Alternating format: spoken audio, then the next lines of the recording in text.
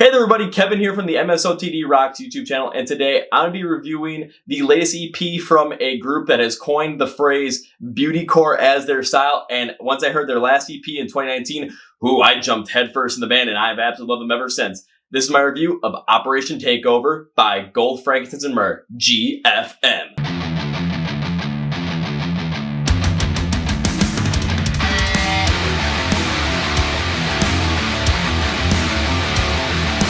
So before we get started, please follow MSOTD Rocks on places like Facebook, Twitter, and Instagram. You'll get all these Song of the Day selections on those platforms every single day. It's a 30-second clip where you can get in with all the music and rock and metal today. You can also get in the know with anything that gets released, whether it's a podcast, whether it's a YouTube video, whatever it might be. Also on our Instagram page, we also have our IGT videos every single Tuesday night, which is a behind-the-scenes look at what's going on here, and our Wednesday live streams every single Wednesday at 9 p.m. Central on Instagram. It's a great way to come connect with us for an hour and just have a great time. Plus, we connect with you on all those different platforms, so please follow all of those. Please also subscribe to this YouTube channel because not only do you get these album reviews and EP reviews, you also get videos like the Kevin Figures Out series where I take a look at bands I'm not that well versed in and figure out if I like them or not. You also get our emerging bands in the scene list and our top 10 list. You also will get our end of the year awards, which are always fun and always kind of controversial in the end, so please make sure to subscribe. And this is also where the Chord Progression podcast lives. It is our very own podcast. We're interviewing the emerging rock bands and metal bands in the scene today. We've done bands like Awake at Last, Thrill the Fight. We've done GFM twice, Kingdom Collapse, Another Day Dawns. You name it. We've done a lot of them. Blacktop Mojo even. So make sure you get to know with these bands now, because when they become the biggest bands by the end of the decade, you can be like, I was fans of them first.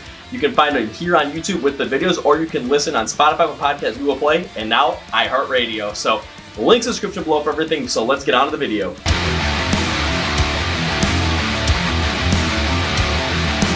So let me give you a little bit of a background on the band up to this point so we're all kind of up to speed.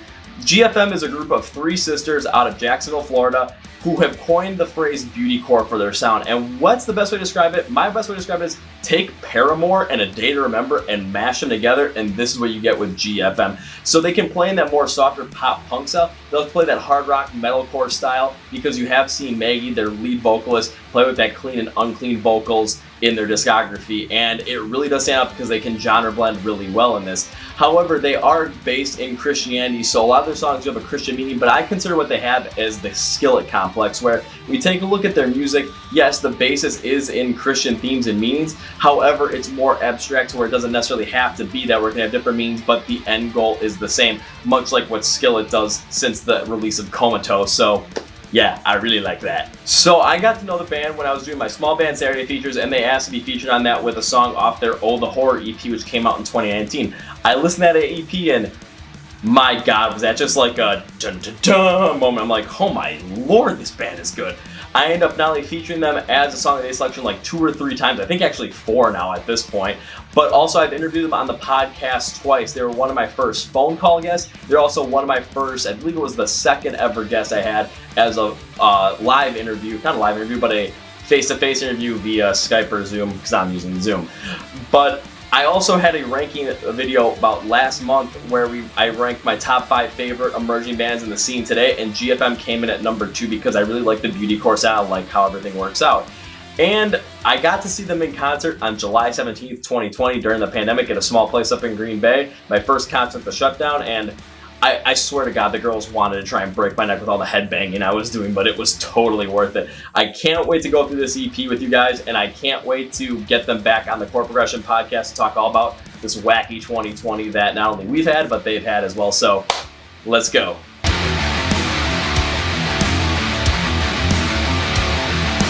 So when it comes to Operation Takeover, I'd start with the composition, construction, and instrumentation. When I take a look at that, there were parts where I thought, yeah, they really did hit their nail on the head, but there are also times where I thought, this could have been done better in my opinion.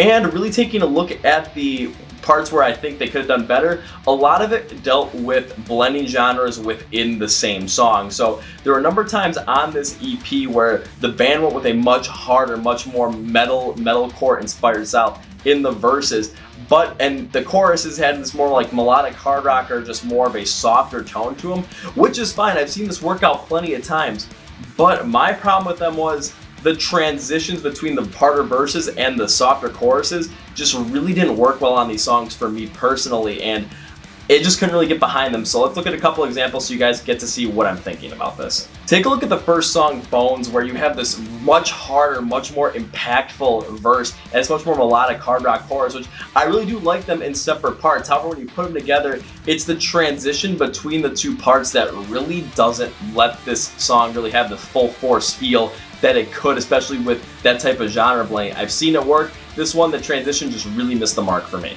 Then take a look at Smile, where they have this more chanting style in the intro, and then the verses continue to go just as hard. But then you get more of that, again, melodic hard rock style in the chorus, which again, it's just the transition between the two. They weren't able to really fully carry the power over from those verses into the chorus, which really kind of, again, made these seem like, you know, two separate parts of a song that really didn't flow together. The one concession I will give on Smile, though, is that breakdown that they have towards the end. Yeah, they really focusing on a metalcore breakdown that went hard, and ooh, was it good. Then take a look at Taking Over, which again, it's the same thing where you have this really forceful, impactful, in-your-face metalcore style of a verse, which is just a little bit more melodic in the sense, but it just hits with a lot more vigor, a lot more power. And they go with a more melodic kind of pop-punkier style chorus, which again, it just doesn't fit with the transition that they work with. I've seen this transition work out incredible, where you go with something more powerful and then you go with something a lot more pop-punky in a song like Welcome to the Family by A Day to Remember. However, this one just didn't carry that over, and I was just like, yeah, for me, this one just left more to be desired. But remember, guys, this is my opinion on this stuff. However, there were songs on this EP that I really did enjoy with what they did. So where I think this kind of blending went right, or was when they kind of stuck more within the same realm of a different genre on the same song. So what I mean by that is, take a look at a song like Selfish, where the whole song had this real emo pop punk feel, where it kind of sounded like Paramore with an emo more pop punk style in the verses. But then you get to the chorus, the way it was constructed, the progressions reminded me of the chorus for Still Waiting by Sum 41 with their own twist on it, and just the whole construction around that I thought was absolutely fantastic. Then take a look at a song like I Don't Want to Lose My Friends. They really went with more of that emo pop punk feel. Once again, think like Yellow Card mixed with like American Idiot emo style Green Day, like Waking Up September Ends or Boulevard of Broken Dreams, like mixing those two styles together on this, and they kept it incredibly consistent with that realm between the verse, the chorus, and the whole entire song. And I really did like the move. For me, it wasn't the most standout track, but I did like the fact that everything really flowed together nicely, and this song really had this more cohesive unit. And when it came to the fans, man, on day one, I saw so many people really liking the song, so I think they really hit a good style with this. And then lastly, I need to go talk about I Don't Want Your Fantasy, and this is the girls experimenting with punk rock, and you guys know me, I really have my base in punk rock. You got the Rise Against poster up there, got the Rise Against shirt on right here, and when they go with those verses, I mean, the snares just hit so heavy and just have this more in-your-face style of punk rock on the verses, which just really stood out to me, and I'm like, oh man, this is crazy. Then the pre-chorus kind of just builds up a little bit more of like a build, especially with a rapid, more drumming style, but then you get to the chorus and it just has this more anthemic punk feel to it, and that mixture of punk rock within their own beautycore sound, man, did they really hit the nail on the head with this one. So overall, when it comes to composition, construction, and instrumentation on this one, I thought they did a much better job on this EP when they used different styles and kind of kept it more consistent within those styles in the song. When they genre blended, yeah, I've seen them work really well with this. However, it's just the transitions were really off to the point where I thought a couple of the songs sounded like different parts to a whole rather than one whole cohesive unit.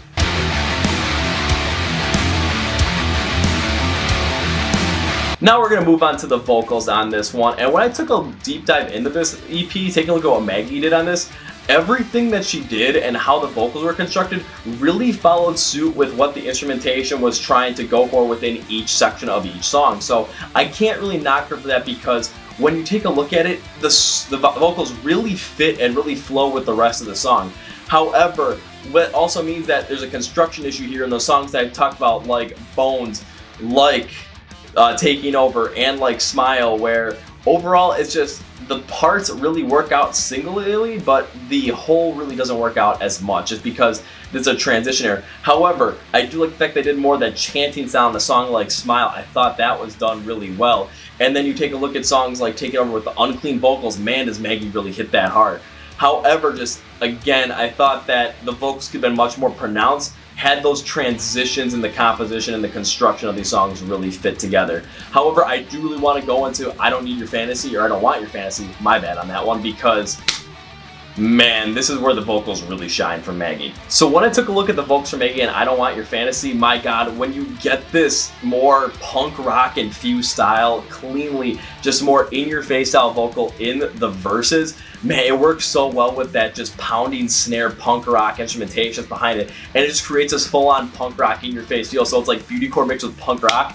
Man, I was all here for it. Then you get to the pre-chorus where you have this more drawn-out sound from her vocal patterns when it comes to a clean style as well, and then you get to that instrumentation that underlayers it, which is much more rapid from the drumming, and I thought that was absolutely fantastic in the end. And that's because it provided that perfect bridge in a more anthemic punk rock chorus that just really had this more chanting style vocal to it from Maggie, and it just really worked out well. So it showed that this band can really work well mixing that beautycore style with more of a punk rock feel to it and show a lot more aggression.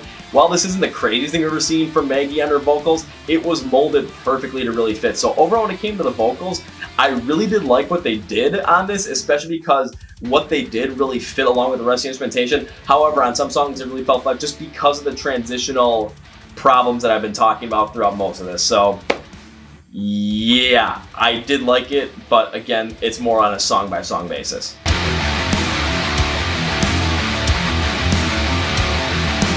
On Operation Taking Over, taking a look at the themes of the album and how they play off on the song titles, again, going with the general theme on this, I think GFM is talking about how the public would have a certain perception of what they should be and what they should do because they're young women. However, they're going to go against the grain of that and do what they believe is best for them, and I'm absolutely all behind it. Take a look at a song like Selfish, where it's talking about knowing that, you know, you want to go and do something for yourself, and sometimes that people think, you know, if you're going to be doing something for yourself and not doing it, you know, in the realm that they want to, that's going to be selfish. Well, screw that, you know, because you're the most important person to you.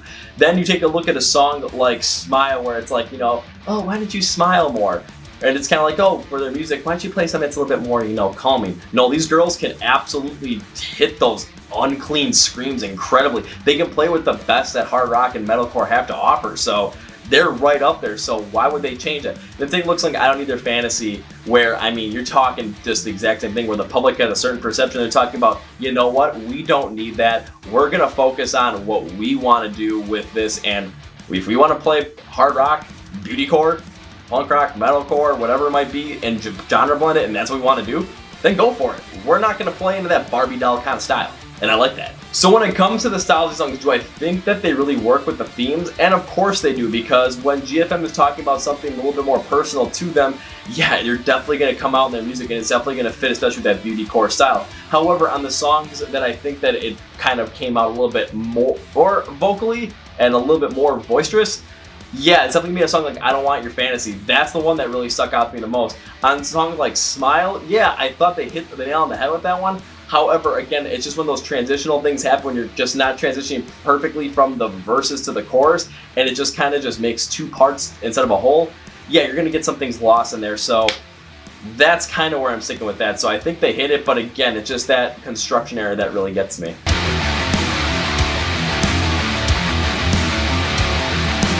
Now time for my overall rating on Operation Taking Over by GFM, and that is...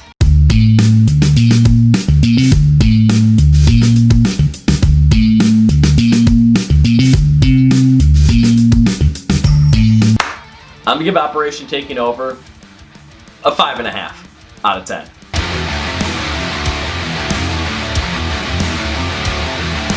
Alrighty, so 5.5 out of 10. There's got to be some things I like about this EP, and I've been talking about it a lot already, and one thing I really like about this EP was when the girls ventured more into a punk rock scene with I Don't Need Your Fantasy, and oh man, do they really hit the nail on the head with this one, because they use a more just rough, in-your-face style with the vocals and with the instrumentation, with the punk rock kind of feel in the verses of that song, and it really sets up this great style. And then in the chorus, you get this more anthemic chant feel, more of this uprising feel to the song, and I really like how that mixes in.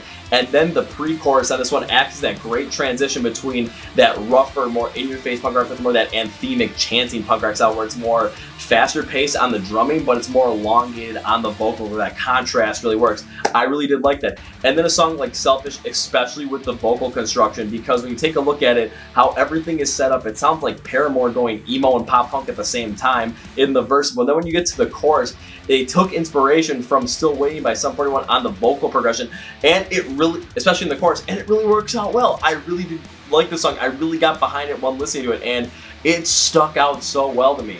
So when it comes to liking this album or this EP, yeah, there are a couple of songs that really stick out to me. So if I gave it a 5.5 out of 10, there's got to be something that sticks out to me as a thing that I really couldn't get behind this album that I'm calling the dislike section. And that is going to be those songs that I talked about earlier where the construction just really didn't have a great transition between a harder verse and a more melodic chorus. And when I took a look at that, yeah, you're bringing up a lot of power in those verses where you're having these hard hitting and just face melting kind of instrumentation, and then you get to the vocals on this one and you just have this more raw, rough kind of style to them, and I'm like, yeah, I like this. Then you get to the chorus, and if you isolate it with a more melodic sense, I'm like, you know what, I can really get behind this as well. However, when you put the two together, it's just the transition between the two just doesn't carry over the emotion and the vigor and the full-on feel of the verse into the chorus very well. They seem like two parts that aren't a cohesive unit to a whole. And when you take a look at the Oh the Horror EP that they came out with the previous year, they actually worked this out very well on a song like Never Again, where they kind of use a more unclean style at the end of the chorus, and they also blend more of an unclean and clean style in the verse as well. So when they transition the chorus, it really does work. But on songs like Bone Smell and Taking Over, it just really didn't hit me very hard due to the fact that those transitions just didn't seem to bring the full power and the full emotion and vigor that the verse had into the chorus. However, when it comes to genre blending, I do have to give them credit on this one because genre blending ain't easy. And I've seen them do it before. This one, it's just, I can see what they're going for where the parts are good, but it's just when you put them together as a whole, the transitions, for me, it just really just kind of falls flat. But that's my opinion, guys.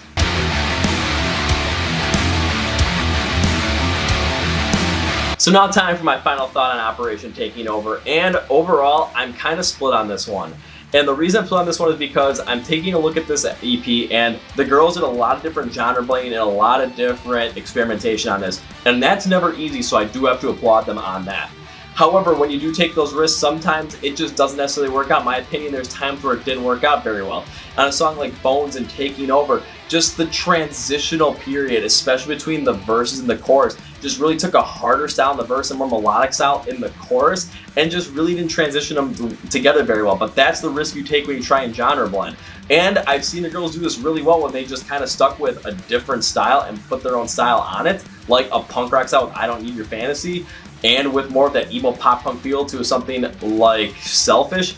I mean, my God, did they really stand out well on this. However, I have to be honest, I have to give you guys my opinion because that's not going to be the best thing if I just, try and go off in one direction or go off in another direction. I want to be honest where there's parts where, yes, I really did like this EP at parts, but there's times where it kind of fell flat in my mind. So overall, if I had to kind of put this album for a different kind of like ranking system, think about the Skillet albums. If I take this album, or this EP, Operation Taking Over from GFM, it kind of reminds me of the Rise album from Skillet, with a song that just is completely and utterly just out there that really stands out. Some songs that are good, and some songs that just really fall flat. Whereas their Oh the Horror EP is kind of on the same level as Comatose.